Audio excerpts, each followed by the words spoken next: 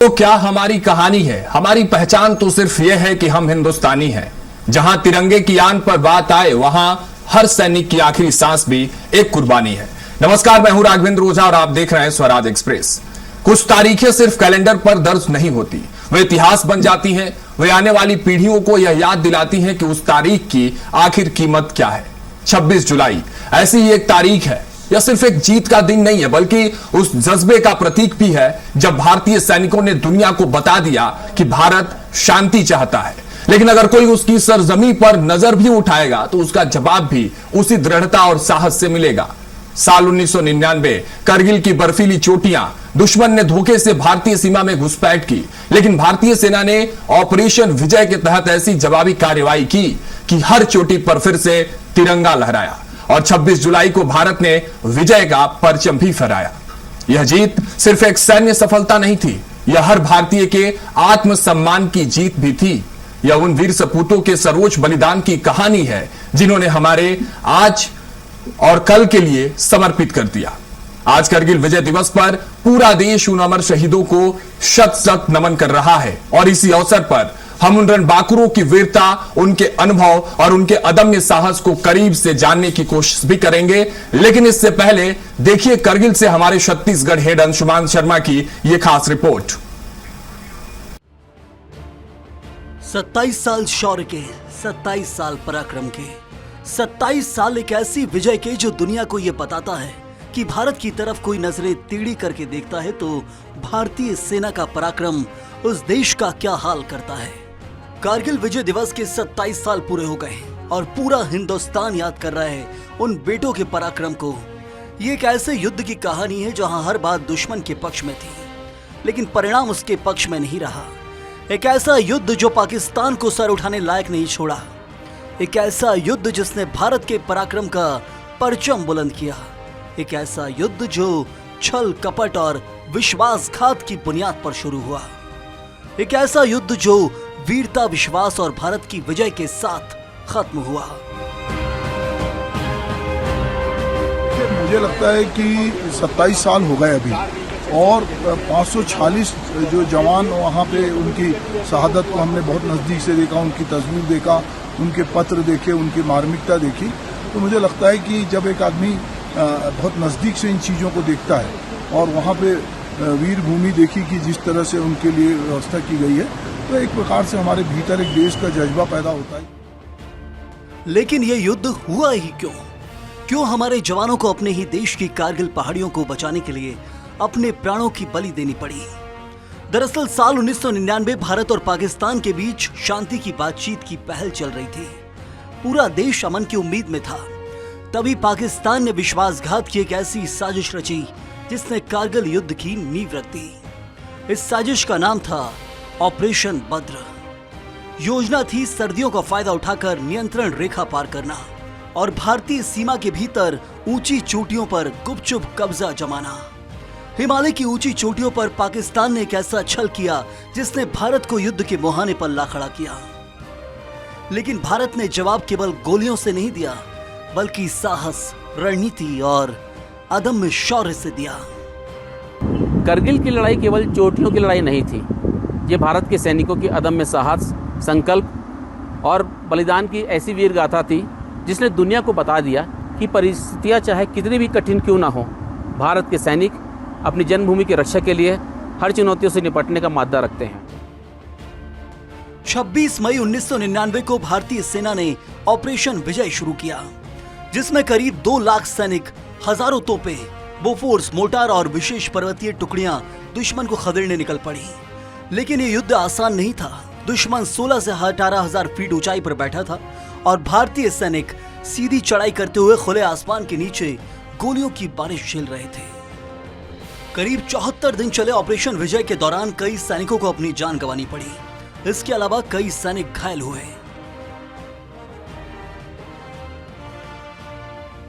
सेना का ऑपरेशन विजय, 2 लाख सैनिक, 527 जवान शहीद, 1300 से अधिक घायल, 74 दिनों का युद्ध।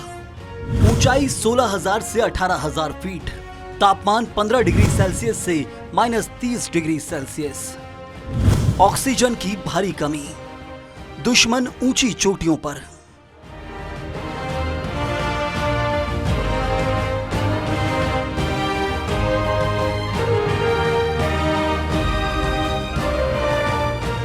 भारतीय वायुसेना ने ऑपरेशन सफेद सागर के तहत मिराज 2000 और मिग लड़ाकू विमानों से दुश्मन के बंकरों, गोला बारूद के ठिकानों और सप्लाई लाइनों को सटीक निशाना बनाया, जिससे भारतीय सेना के आगे बढ़ने की राह आसान होती गई।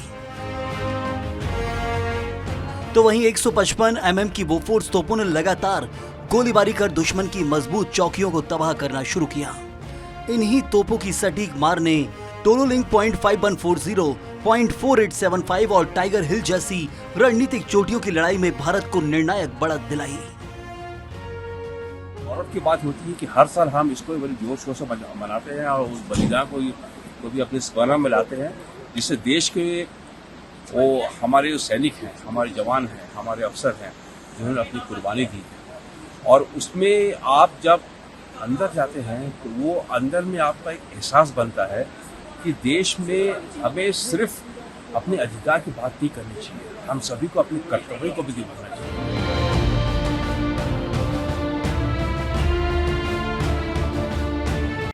अब आपको कारगिल विजय के उन हीरोज के बारे में बताते हैं जिन्होंने अपना नाम हिमालय से भी ऊंचा कर लिया। कारगिल विजय के हीरो कैप्टन विक्रम बत्रा, परमवीर चक्र, मरणोपरांत 13 J&K rifles. Captain Manoj Kumar Pande, Paramvir Chakra, मरणोपरांत 1/11 Gorkha rifles. Captain N Kenguruse, Mahavir Chakra, मरणोपरांत ASC 2 Raj RIF। Captain Amol Kalia, Vir Chakra, 12 J&K। Major Rajesh Singh अधिकारी, महावीर चक्र, मरणोपरांत 18 ग्रेनेडियर्स। मेजर विवेक गुप्ता, महावीर चक्र, मरणोपरांत 2 Rajputana rifles. Lieutenant Keishing Clifford Nongrum, Mahavir Chakra, मरणोपरांत 12 J&K rifles. Lieutenant Balwan Singh, Mahavir चक्र, 18 ग्रेनेडियर्स। ग्रेनेडियर योगेंद्र सिंह यादव, परमवीर चक्र, 18 ग्रेनेडियर्स। राइफलमैन संजय कुमार, परमवीर चक्र, 13 J&K राइफल्स। नायक दिगेंद्र कुमार, महावीर चक्र, 2 राजपुताना राइफल्स। कारगिल सिर्फ एक युद्ध नहीं था, ये भारत की अस्मिता की लड़ाई थी। एक ऐसा युद्ध जिसने साबित कर दिया कि भारतीय सैनिक चाहे तो दुश्मन कितनी भी ऊंचाई पर क्यों ना बैठा हो, उसे हराकर ही लौटता है। आज करगिल वीर दिवस पर तिरंगा शान से लहराता है, तो उसकी हर लहर पर हमारे वीर सैनिकों की कहानी सुनाई देती है, जिन्होंने कहा नहीं कर दिखाया। जो लौटे वे विजय लेकर लौटे, और जो नहीं लौट पाए वे भारत की वीर गाथा में हमेशा के लिए अमर हो गए। करगिल के वीरों को शत शत नमन। अंशुमान शर्मा, स्वराज एक्सप्रेस, करगिल। लेकिन देखिए, इस वक्त हम आपको कुछ तस्वीरें दिखा रहे हैं। ये वॉर करगिल मेमोरियल की तस्वीरें हैं, जहां हमारे छत्तीसगढ़ के हेड आयुष्मान शर्मा पहुंचे हुए थे। वहां की तस्वीरों को कैद करके भेजा है, क्योंकि जगदम्बा प्रसाद मिश्र की एक बहुत ही शानदार पंक्तियां हैं कि हर वर्ष लगेंगे शहीदों की चिताओं पर मेले, वतन पर मरने वालों की यही एक निशा होगी। और ये देखिए, वही निशानियां हैं जो करगिल युद्ध में जो योद्धा युद्ध लड़ते लड़ते देश पर न्यौछावर हो गए, अपने प्राणों की आहुति दे दी। उन प्राणों की आहुतियों के स्मृति के तौर पर उनको याद करते हुए ये मेमोरियल बनाया गया है, जहां उनके यादों को सजोया गया है। ये सारी निशानियां उन शहीदों की है जो उनके शहादत की कहानियों को बयां करती हैं। ये तस्वीरें कैद की गई हैं, और कैद की हुई इन तस्वीरों को हम आज इसलिए आपको दिखा रहे हैं क्योंकि हर वर्ष जब 26 जुलाई का ये दिन आता है तो एक तरफ तो उत्सव होता है, क्योंकि ऑपरेशन विजय के तहत हम लोगों ने करगिल के युद्ध में भारत के सेनाओं ने जिस तरह से जाबांज योद्धाओं ने इस युद्ध को जीत लिया, भारत का तिरंगा उस ऊंची चोटी पर फहराया गया। उसके बाद जिस तरह से उनको याद करते हुए इस मेमोरियल में उनकी स्मृतियों को सजोया गया है, उसकी तस्वीर हम आपको दिखा रहे हैं। करगिल युद्ध स्मारक यानी वॉर मेमोरियल की यह तस्वीर, जिसे द्रास वॉर मेमोरियल भी कहते हैं, लद्दाख के द्रास कस्बे में श्रीनगर लेह राष्ट्रीय राजमार्ग पर यह स्थित है। 1999 के ऑपरेशन विजय में देश के लिए प्राण न्यौछावर करने वाले 500 से अधिक वीर सैनिकों की स्मृति में भारतीय सेना द्वारा बनवाया गया एक पवित्र राष्ट्रीय तीर्थ स्थल है। और हर वर्ष जब हम कारगिल विजय दिवस मनाते हैं तो लोग यहां पहुंचते हैं, देखते हैं, समझते हैं, महसूस करते हैं उन भावनाओं को जो आज से 27 वर्ष पहले जिसको भारतीय जाबाज योद्धाओं ने जिया था, जिसके आधार पर उन चोटियों पर भारत का वो तिरंगा फिर से लहराया था और गर्व से लहराया था। और भारत के जवानों ने कहा था कि हम शांति चाहते हैं, हम वसुधैव कुटुंबकम की बात करते हैं, पूरा विश्व हमारा परिवार है, उस भावना के साथ आगे बढ़ते हैं। लेकिन अगर हमें कोई छेड़ेगा तो हम उसको छोड़ेंगे भी नहीं। ये शानदार स्मृति उन सभी वीर सपूतों को समर्पित है और उसकी तस्वीर हम आपको सीधे सीधे दिखा रहे हैं। तो आइए करगिल की इस विजय गाथा को आगे बढ़ाते हैं और समझते हैं कि आज से 27 वर्ष पूर्व क्या तस्वीरें थी, क्या भावनाएं थी। हमारे साथ दो खास मेहमान जुड़े हैं। रिटायर्ड मेजर आशीष चतुर्वेदी जी हमारे साथ जुड़े हैं। सर बहुत बहुत स्वागत है आपका स्वराज एक्सप्रेस पर। और रिटायर्ड लेफ्टिनेंट कविंद्र प्रताप सिंह जी हमारे साथ जुड़े हैं। सर आपका भी बहुत बहुत स्वागत है। जय हिंद, जय भारत आप दोनों को। आज इन दोनों मेहमानों से जानेंगे कि करगिल की उन बर्फीली चोटियों पर आखिर जंग कैसी थी, कैसे भारतीय सैनिकों ने असंभव को संभव बनाया और आज की युवा पीढ़ी उस विजय से क्या सीख ले सकती है। सबसे पहले रिटायर्ड मेजर हमारे साथ जुड़े हुए हैं आशीष चतुर्वेदी जी। सर आपके पास आना चाह रहा हूं, आपसे समझना चाह रहा हूं कि करगिल विजय दिवस भारतीय सेना के लिए क्या मायने रखता है और जब हर साल 26 जुलाई आती है तो सबसे पहले कौन सी तस्वीर आपके मन में उभरती है? देखिए, निश्चित रूप से एक बहुत ही महत्वपूर्ण दिन है जो न केवल भारतीय सेना के लिए बल्कि प्रत्येक भारतीय के लिए।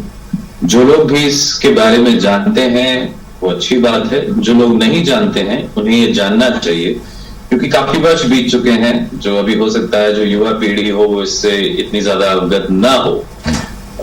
बहुत मुश्किल था ये हासिल करना जो भारतीय सेना ने इतनी विकट जो परिस्थितियां थी, इतनी विकट परिस्थितियां थी, बहुत कम समय था क्योंकि जब आप पहाड़ों की लड़ाई की बात करते हैं तो कहीं ना कहीं आपको समय भी देना होता है क्योंकि जब हाइट जब बढ़ती है तो आपको हर एक हाइट पे अपनी बॉडी को एक्लेमेटाइज करना पड़ता है।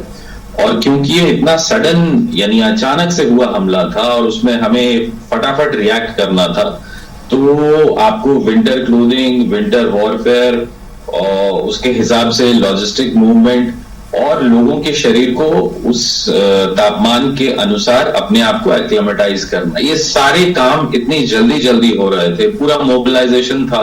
केवल जो कश्मीर में ही तैनात सेना थी वो ही काफी नहीं थी इसके लिए। पूरे भारत से अलग अलग जगहों से जो आर्मी की स्ट्राइक डिवीजन, स्ट्राइक फोर्स हैं उनको मूव किया था। वो मूवमेंट प्लान करना था, उसका इंडक्शन प्लान करना था और फिर जो आपने प्लान किया है उसका एग्जीक्यूशन था। यानी बहुत सारी चीजें आपको एक साथ जो है मैनेज करनी थी और बहुत खूबसूरती से इन चीजों को मैनेज किया गया बहुत विपरीत परिस्थितियों में। और आप देखिए कि इतने कम समय में, बहुत ज्यादा समय नहीं लगा है इसको पूरे युद्ध को समाप्त करने में, विजय हासिल करने में। तो अपने आप में एक बहुत बड़ी उपलब्धि कि आप जब इतने कम समय में इतना कुछ अचीव कर लेते हैं तो ये अपने आप में एक बहुत निर्णायक, एक बहुत ही खूबसूरत चीज जो है वो देखने को मिली। और जाहिर सी बात है जिसमें बहुत सी बलिदान की गाथाएं हैं, बहुत से लोगों ने अपने प्राणों को निछावर किया। इतिहास कभी भी कलम से नहीं, वो रक्त से ही लिखा जाता है और वही जो है वो लिखा, मतलब चुनौतियां बहुत सारी थी और ये भारत का इतिहास रहा है सर कि हर चुनौती को पार करके, चाहे वो सरहद पर जवान हो, खेत में किसान हो या मैदान में जो है युवा हो, हर चुनौतियों को स्वीकार करते हैं। और चुनौतियों को स्वीकार करते हुए जो विजय गाथा की कहानी लिखी गई, तमाम उसके हीरो रहे जिनको आज हम सैल्यूट कर रहे हैं। सर लौटूंगा आपके पास, लेकिन हमारे साथ रिटायर्ड लेफ्टिनेंट कविंद्र प्रताप सिंह जी हैं जो उस वक्त इनसे बातचीत हुई तो हमें जानकारी प्राप्त हुई कि सूबेदार के पोस्ट पर थे, नायब सूबेदार के पोस्ट पर थे उस वक्त सर आपको। लेकिन मैं आपसे यह समझना चाह रहा हूं कि जब पहली बार यह पता चला होगा कि दुश्मन ने उस ऊंची चोटियों पर कब्जा कर लिया है तो उस वक्त हालात कैसे थे, क्या मोमेंटम थे देश के भीतर? क्या उस समय अंदाजा था कि लड़ाई 70, 80, 90 दिन तक चलेगी और कठिन होगी? कविंद्र जी।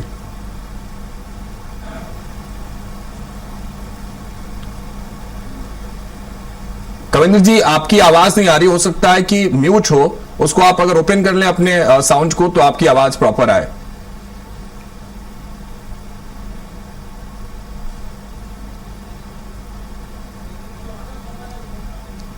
चलिए ठीक है, कनेक्ट नहीं हो पा रहे, उनसे लौटेंगे। लेकिन आशीष जी, आपको आपसे यही सवाल मैं अगर समझना चाहूं कि जब ये मैसेज आया होगा, क्योंकि सब चीजें सामान्य थी। चलिए, मुझे ऐसा बताया जा रहा है कि कविंद्र जी हमारे साथ जुड़ चुके हैं। कविंद्र जी, अब आपकी आवाज आ रही है। जय हिंद। मैं सभी देशवासियों को विजय दिवस की बधाई देना चाहूंगा। उस समय जब हम युवा थे, बहुत युवा थे, और अचानक से पता लगा कि देश को दुश्मनों ने हमारी कुछ जमीन को कब्जा कर लिया है और लड़ाई चालू हो गई है। पंडित अटल बिहारी वाजपेयी जी हमारे प्राइम मिनिस्टर थे। अचानक ही वो जज्बा हम लोगों के खून खौलने लगा और अपनी जमीन वापस लेने के लिए जो जज्बा हमारे जवानों में है, वही जज्बा मेरे शरीर में भी दौड़ पड़ा। पूरी की पूरी सेना, चाहे पूर्व से लेके नॉर्थ में जाने के लिए सारी ट्रेनें चल रही थी और जवान माताएं बहनें तिलक लगा रही थी जवानों को। लगभग 60 दिन तक युद्ध चला है और इन 60 दिनों में हमारी सेना ने उस पर कब्जा किया। एयरफोर्स जो एयर गाइडेड मिसाइलें थी उससे हमला किया। जवानों को यह पता था कि हम मौत के मुंह में जा रहे हैं, फिर भी ये जज्बा भारतीय सेना के पास ही है कि मौत के मुंह में जाके भी हम अपने एक एक इंच को वापस लेंगे।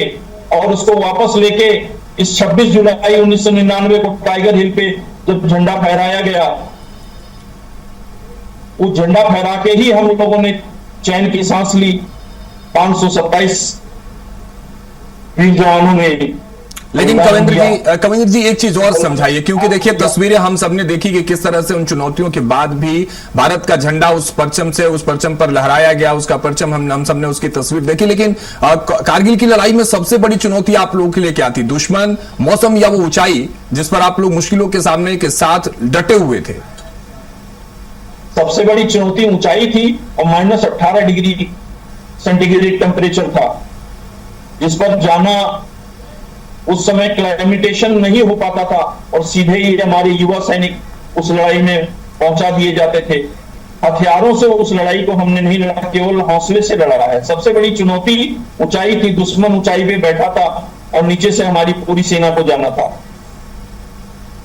ठीक है, चतुर्वेदी जी आपका रुख कर रहा हूं और यही चीज जरा समझने की कोशिश कर रहा हूं। लड़ाइयां होती हैं, धरातल पर भी लड़ाइयां होती हैं, ग्राउंड वॉर अलग चीज है, लेकिन हजारों फीट की ऊंचाई पर लड़ाई लड़ना सामान्य युद्ध से कितना अलग होता होगा? जरा इस तस्वीर को समझाइए और दर्शकों तक, क्योंकि जो लोग देख रहे हैं उनको यह समझना बेहद जरूरी है आज के दौर में कि आज से 27 वर्ष पूर्व जिन चुनौतियों के साथ हमारे वीर योद्धाओं ने वो लड़ाई लड़ी, उसमें मुश्किलें क्या थी और कितना अंतर होता है जब ग्राउंड वॉर हो या उस ऊंचाई पर, उस चोटी पर लड़ाई लड़नी हो। आशीष जी। उस समय जो पहाड़ियां हैं, पथरीली पहाड़ियां हैं, उसमें पेड़ नहीं है, यानी आपको कहीं आड़ नहीं मिलती है। जो ऊपर बैठा व्यक्ति है वो कुछ नहीं तो 2 से 3 किलोमीटर बिल्कुल साफ देख सकता है। तो जब आप नीचे से ऊपर चढ़ेंगे तो आप बहुत दूर से जो है देख लिए जा सकते हैं और आपको आड़ नहीं मिलती है, मतलब कुछ कवर करने के लिए। आप एक मैदान जो है सीधा वैसा समझ लीजिए, उस पर ऊपर चढ़ रहे होते हैं। पहली चीज ये हो जाती है।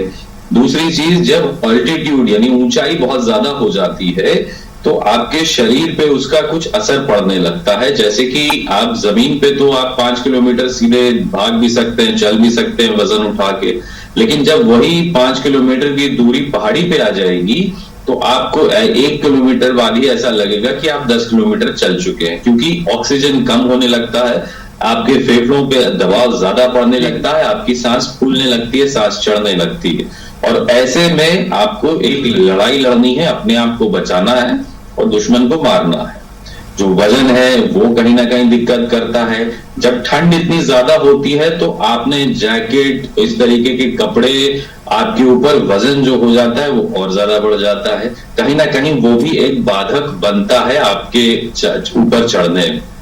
और फिर ये सवाल हो जाता है कि जो दुश्मन है वो वहां पहले से स्थापित है, यानी स्थापित है मतलब कि आम भाषा में समझिए कि उसने अपने लिए वहां पे सुरक्षित कंक्रीट बंकर बना रखे हैं जिसके अंदर वो छुपा बैठा हुआ है। वो मैदान में नहीं बैठा है, आप मैदान में खुले चल रहे हैं, लेकिन वो जो है वो कंक्रीट बंकर्स बना करके उसके अंदर पहाड़ में ऊपर बैठा हुआ है। आप दूर से उसे देख भी नहीं पाएंगे, वो आपको दूर से दिख रहा है। जब आप ऊपर एडवांस करेंगे तो ऊपर से गोलियां बरसेंगी, कहीं ना कहीं नीचे माइनफील्ड्स बिछाई जाती हैं और पीछे से उनकी आर्टिलरी भी हमारे ऊपर फायरिंग करेगी।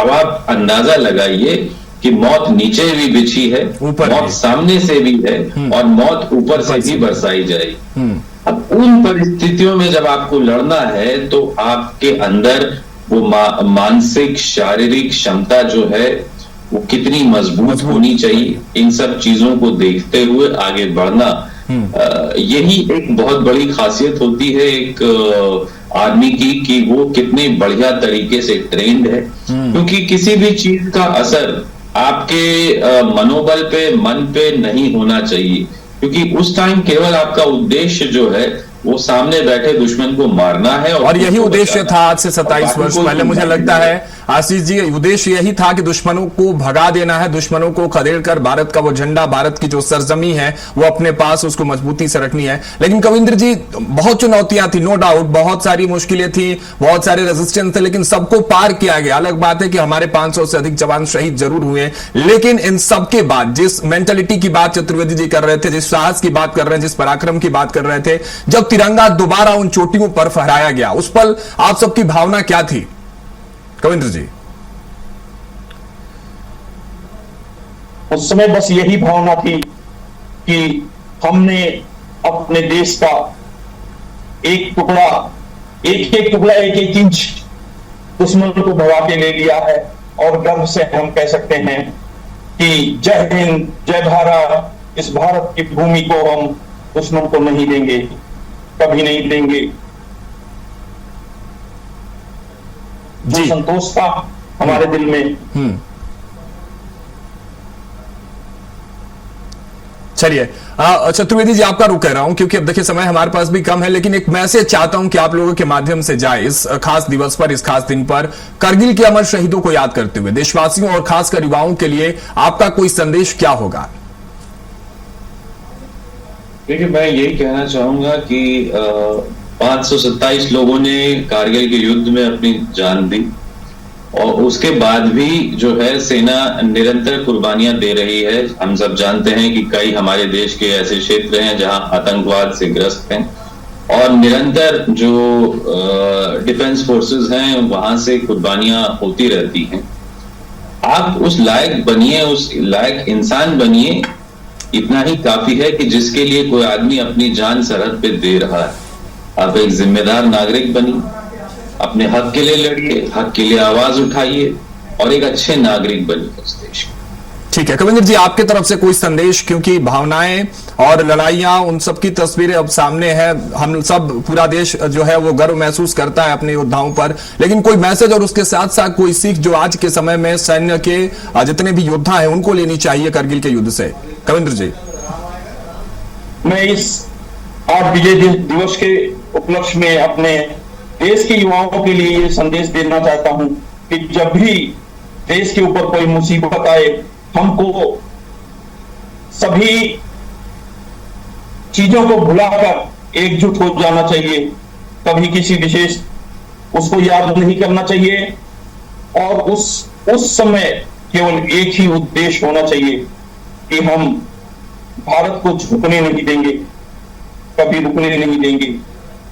ठीक है, बस युवाओं के लिए इसी संदेश के साथ इस कार्यक्रम को यही समाप्त करते हैं। आप दोनों का बहुत बहुत शुक्रिया, आशीष जी आपका और कविंद्र प्रताप सिंह जी आपका बहुत बहुत शुक्रिया हमारे साथ खास कार्यक्रम में जुड़ने के लिए और चर्चा करने के लिए, बताने के लिए कि क्या कहानियां थी, कौन से वो किरदार थे, किस तरह से इस लड़ाई को लड़ा गया, जाबांजों ने जो जाबांजगी की तस्वीर दिखाई उसके आधार क्या थे, कितनी मुश्किलें थी, कितनी चुनौतियां थी, कितने रेजिस्टेंस थे, क्योंकि सामान्य तौर पर सामान्य युद्ध और ऊंची पहाड़ियों पर लड़े जाने वाले लड़ाइयों में कितना अंतर होता है वो तस्वीर दिखा रहे हैं, ग्राफिक्स दिखा रहे हैं जो करगिल विजय के हीरो थे कैप्टन विक्रम बत्रा, जिनका नाम आज भी याद किया जाता है, कैप्टन मनोज कुमार पांडे जो गोरखा राइफल से थे, इनको भी परमवीर चक्र मिला, कैप्टन एन केंबूर से महावीर चक्र मरणोपरांत इनको दिया गया, SSC 2 राज RAF के ये जवान थे, कैप्टन अमोल कालिया, ये तमाम बड़े हीरो, बड़े चेहरे जो इस करगिल युद्ध में मैदान में थे, सामने थे, फ्रंट पर थे, इस मेंटालिटी के साथ, इस सोच के साथ, उस विश्वास के साथ कि दुश्मन को उस चोटी से वापस उसके मुल्क में भेजना है, अपने मुल्क के सरजमी को बचाने के लिए डटे रहे, शहीद हो गए। और उन्हीं के इस शहीदों के शहादत को याद करते हुए ये करगिल विजय दिवस हम मनाते हैं। जो लौटकर घर नहीं आए, उन्होंने ही हर घर को सुरक्षित रखा। करगिल की जीत सिर्फ एक युद्ध की जीत नहीं थी, यह भारतीय सैनिक के साहस, समर्पण और सर्वोच्च बलिदान की जीत थी। आज हम उन सभी अमर वीरों को नमन करते हैं जिन्होंने तिरंगे की आन बान और शान के लिए अपना सर्वस्व न्यौछावर कर दिया। आइए उनके बलिदान को सिर्फ याद ही नहीं बल्कि अपने जीवन में राष्ट्र सेवा और कर्तव्य की भावना के रूप में आत्मसात करने का भी संकल्प ले। कारगिल के वीरों को शत शत नमन। जय हिंद, जय भारत।